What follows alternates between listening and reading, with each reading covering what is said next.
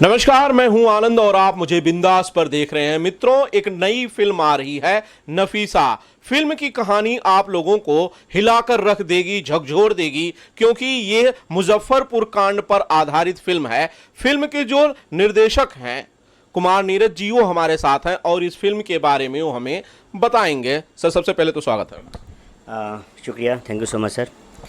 बताइए। नीरज जी, मेरे को सवाल यही है कि बिहार का वो कांड जिसने पूरे देश नहीं पूरी दुनिया में सुर्खियां बटोरी, हम बात कर रहे हैं मुजफ्फरपुर बालिका गृह कांड की, जिसने पूरे देश को हिला कर रख दिया, उस पर आपने एक फिल्म बनाई है नफीसा, जिसका पोस्टर भी पिछले दिनों आपने लॉन्च किया है। क्या वो कहानी जो पूरी दुनिया को पता है, जो पूरी दुनिया के बीच है, जिसने पूरी दुनिया को हिला कर रख दिया है, ये कहानी वर्ड टू वर्ड नफीसा में है या इसमें कोई क्रिएटिव लिबर्टी भी है?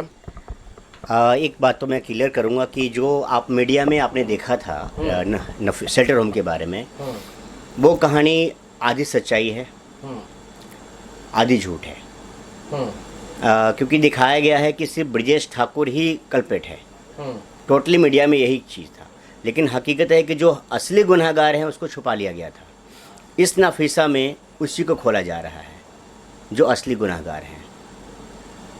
नीरज जी, सवाल मेरा ये है कि जो काम पुलिस नहीं कर पाई, जांच एजेंसियां नहीं कर पाई, प्रशासन नहीं कर पाए, वो काम आप कर रहे हैं। आप ये कह रहे हैं कि आप सही हैं, आप जिसे बता रहे हैं असली गुनहगार वो है जिसे आप फिल्म में बताएंगे, और वो गुनहगार है ही नहीं जिसे पुलिस और प्रशासन और सारी दुनिया अब तक समझ रही थी, ये कह रहे हैं आप? जी देखिए, मैं वहाँ से जुड़ा हूँ, मेरा घर बहुत करीब है वहाँ से, और मैंने इस केस को बहुत नज़दीकी से देखा है। जिसका भी इसमें नाम है, मैं उनको बहुत अच्छे से जानता हूँ, बहुत करीबी से जानता हूँ, और मेरा घर ही बिहार है।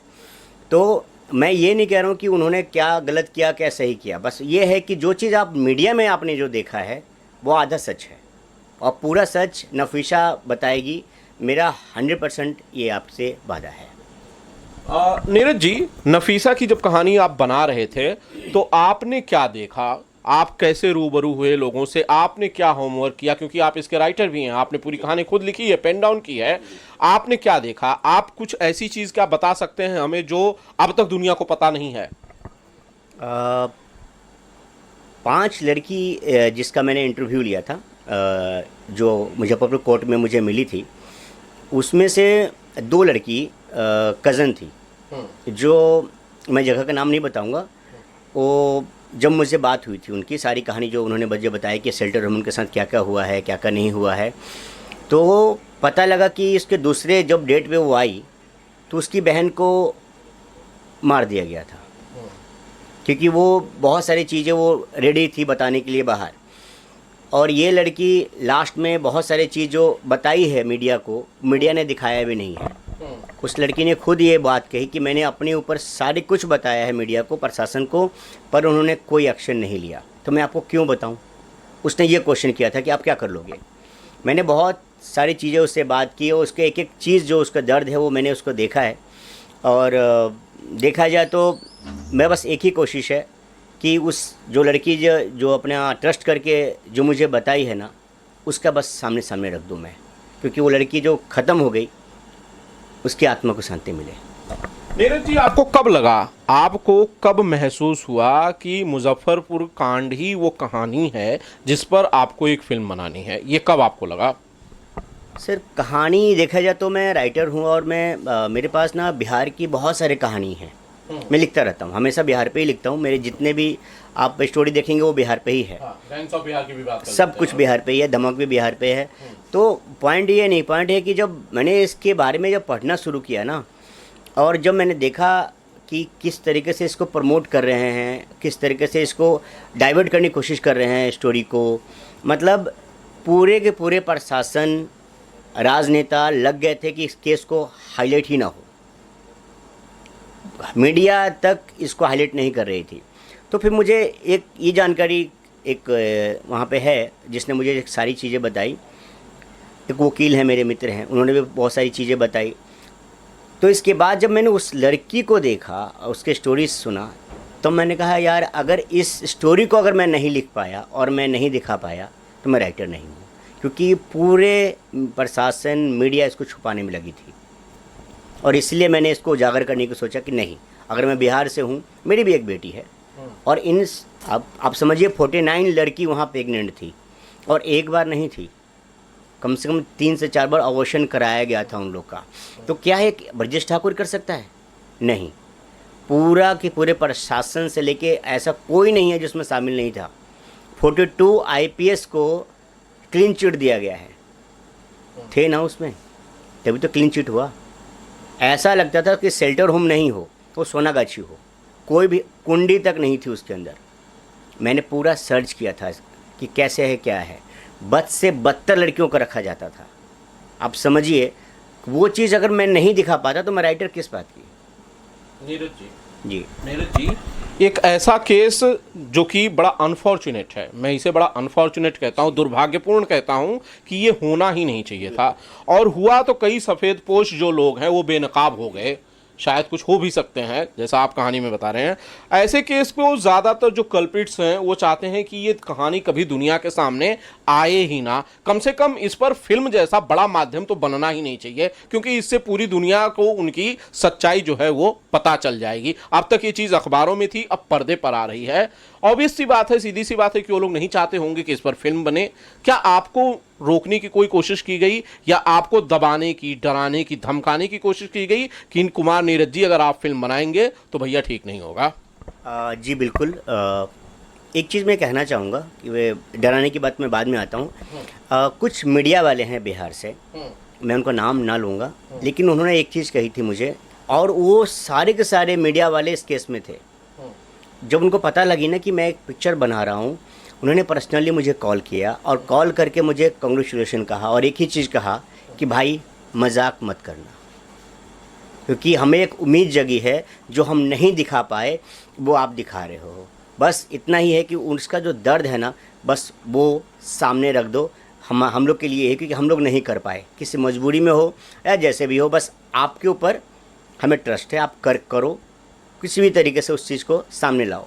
अब रही धमकी की बात, मैं बताऊं कि मुझे धमकी मिली थी 2 बार, ठीक है, और मैं बताऊं कि मैं भी जहां से हूं, थोड़ा सा मेरी जो ख़ानदान है, जो परिवार है, वो थोड़ा दबंग में ही आते हैं, तो उन्होंने पूरा ख़ानदान के बारे में मुझे जानकारी लिया, मेरे बारे में, और इसके बाद फिर मुझे धमकी भी दिया। धमकी देने के बाद वो फिर बाद में बोला कि बार बहुत जिगरा चाहिए इस प्रोजेक्ट पे बनाने के लिए, तुम बना तो रहे हो, तुमको लगता है कि तुम कुछ कर पाओगे, ये कर पाओगे। मैंने कहा वो पब्लिक जानती है, पब्लिक जानती है, और मैं बना के इसको रिलीज़ करूँगा ये मैं जानता हूँ।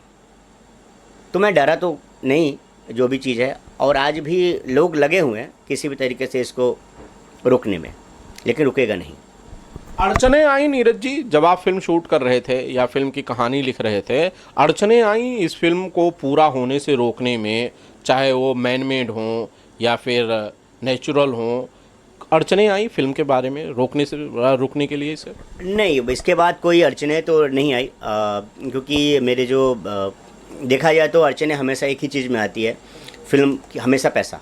अगर आपके पास पैसा हो तो बहुत जल्दी पिक्चर बन जाती है, और मेरे जो इसमें है ऑलरेडी पहली ऐसी मूवी होगी जिसमें 4 प्रोड्यूसर है, वो भी महिला हैं। हाँ बिल्कुल, ठीक है, पहला ऐसा फिल्म होगी जिसमें 4 प्रोड्यूसर, वो भी चारों को महिला हैं। जैसे बीना है, बीना शाह है, वैशाली देव जी हैं, मेरी वाइफ खुशबू सिंह है, मेरी सिस्टर है मुन्नी सिंह, तो 4 प्रोड्यूसर हैं। तो उनका भी एक ही चीज़ था कि डरना नहीं है और रुकना भी नहीं है, जितना जल्दी हो सके इसको कंप्लीट करनी है। तो थोड़ा सा अड़चन ये था कि बीच में बारिश शुरू हो गई थी, तो उसमें थोड़ा अड़चन आया था, बाकी तो आज तक ऊपर वाले की दुआ से कभी इसमें अड़चन नहीं आई। और आर्टिस्ट हमारे बहुत अच्छे हैं, उन्होंने आज तक हमेशा सपोर्ट ही किया है, क्योंकि उनको दर्द देखना है, उनको वो चीज़ देखना है जो ऑलरेडी हम देख रहे हैं सब कुछ। तो उनका ये था कि जितना जल्दी ख़त्म हो जाए, इसलिए खुद कॉर्पोरेट करते थे वो लोग। नीरज जी, आप तो बड़े मेकर हैं, बड़ा नाम है आपका फिल्मी दुनिया में, बड़ी बड़ी फिल्में जो हैं आपके नाम के आगे हैं।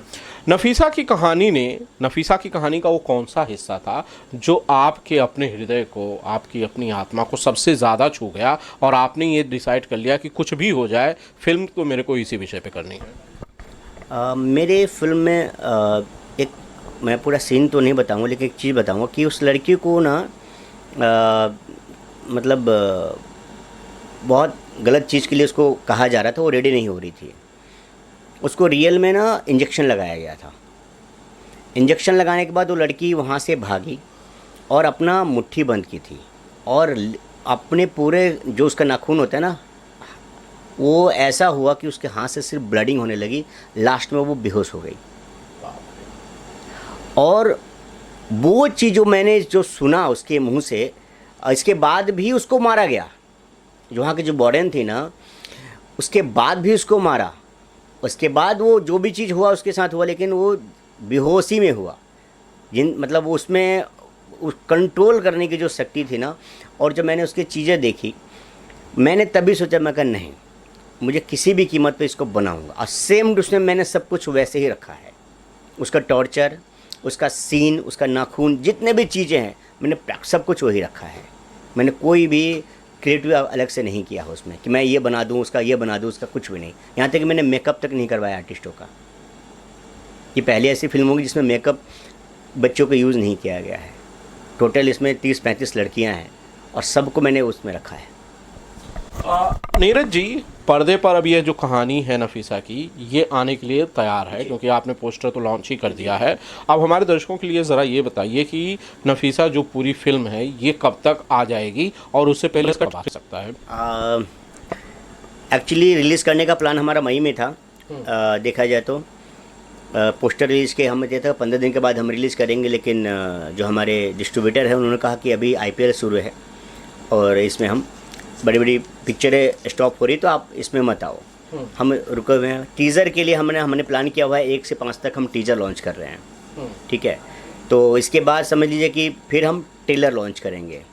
तो 1-1.5 महीना और जाएगा इसको रिलीज़ में, क्योंकि आप लोग के आशीर्वाद से, आप लोग मीडिया वाले ने इतना सपोर्ट किया है ना इस पोस्टर लॉन्च में, तो मुझे लगता है कि अब ये घर घर पहुंचेगा। कि पहले क्या था, मैं अकेला था, आज मेरे पास पूरा मीडिया मेरे सपोर्ट में है।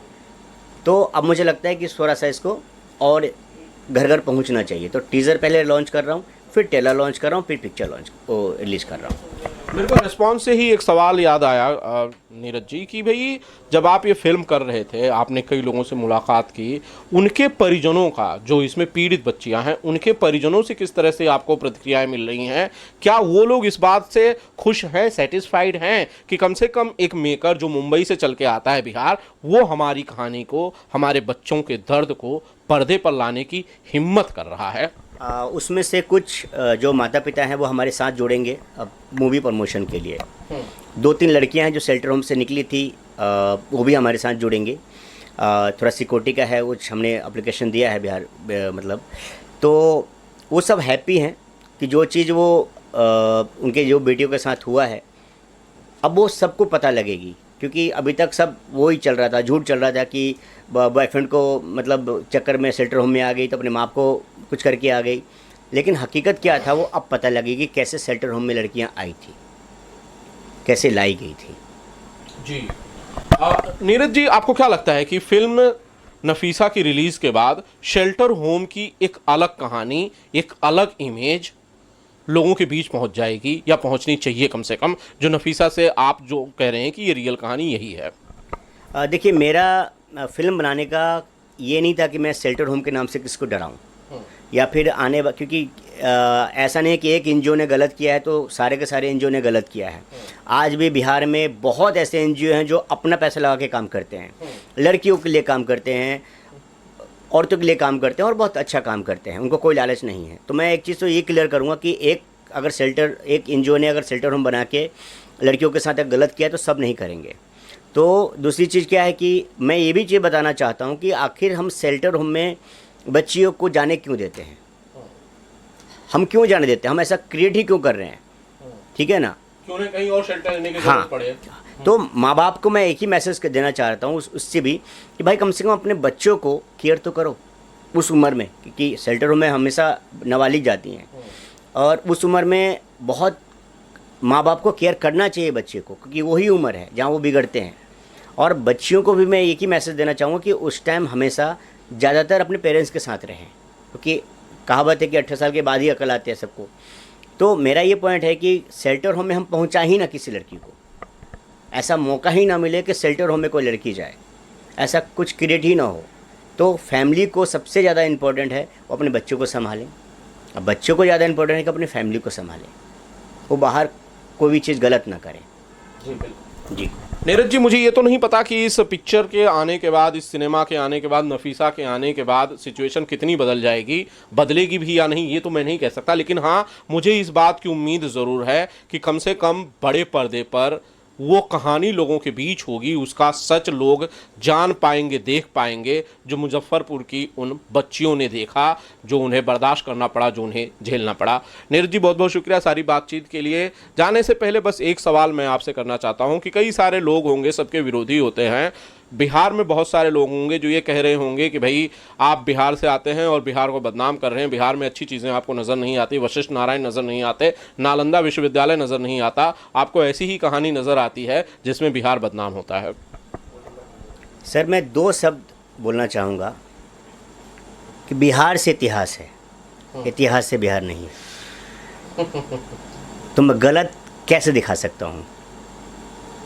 बिहार, आपने नालंदा का नाम लिया, नालंदा से बड़ा आप शिक्षा स्तर किसको मानते हैं? बिल्कुल। आपने वशिष्ठ नारायण सिंह उनका नाम लिया, आपको पता ही है। बिहार में ही जितने भी बड़े बिरले हैं वहीं पैदा हुए हैं, बिहार में ही पैदा हुए हैं। तो हम कैसे गलत दिखा सकते हैं? 0 बिहार ने ही दिया है। गोविंद सिंह जी बिहार से ही हैं, हमारे जो पहले राष्ट्रपति हैं वो बिहार से ही हैं। तो हम गलत कैसे, कुछ गलत होगा तो गलत दिखाएंगे ना। हमारे बिहार में अब ये सो जो चीज़ें तो खैर सभी राज्य में होती रहती है, मैं बिहार को गलत कभी नहीं दिखा सकता क्योंकि बिहार गलत है ही नहीं। लेकिन कुछ जो चीज़ें हमारे समाज में गलत हो रही है ना, उसको तो हमें सामने लाना ही होगा ना, नहीं तो फिर हमें क्या फ़ायदा कि हम वहाँ पे जन्म लिए हैं। अपने समाज को स्वच्छ तो करना पड़ेगा ना। इसलिए मेरा सिंपल है कि बिहार से इतिहास है, इतिहास से बिहार नहीं है सर। बड़ा स्टेटमेंट है ये। वैसे नीरज जी, आपको शुभकामनाएं, बधाइयाँ नफीसा के लिए। आपने बड़ी हिम्मत की, बड़ी मेहनत की इस पूरी कहानी को लोगों के बीच लाने के लिए। एक बार फिर से शुभकामनाएं sir. Thank you so much sir. आपके सभी दर्शकों को बहुत बहुत बधाई, और मेरे को सपोर्ट करने के लिए आप जितने भी मीडिया वाले हैं उसको थैंक यू सो मच। आप लोग ऐसे ही बस नफीसा को सपोर्ट कीजिए ताकि हम इस पिक्चर को घर घर तक लेके जाएं और बच्चियां बचें, मतलब सेफ़ रहें। हमारा टारगेट ही है सेफ गर्ल। बहुत बहुत शुक्रिया। तो कैमरे के पीछे दिलीप भैया थे जो कि पूरा इंटरव्यू शूट कर रहे थे, दिलीप यादव जी, मैं उन्हें शुक्रिया कहना चाहता हूं। और मुजफ्फरपुर कांड की जो हकीकत है वो फिल्म के रूप में शक्ल लेके, फिल्म की शक्ल लेके आप लोगों के बीच आ रही है नफीसा। फिल्म की रिलीज डेट अभी तक हालांकि बताई नहीं जा रही है, लेकिन माना जा रहा है कि 1-1.5 महीने के अंदर फिल्म थिएटर्स में ज़रूर आएगी। तो अगर आप भी इस भयानक कांड की सच्चाई को देखना चाहते हैं, वो सच जो कई परतों के पीछे छुपा हुआ है, वो सच जो आपको अखबारों में नहीं मिलेगा, वो इस फिल्म में दिखाई देगा। तो जरूर देखिएगा नफीसा। बहुत बहुत शुक्रिया। आनंद कमलेश त्रिपाठी की रिपोर्ट।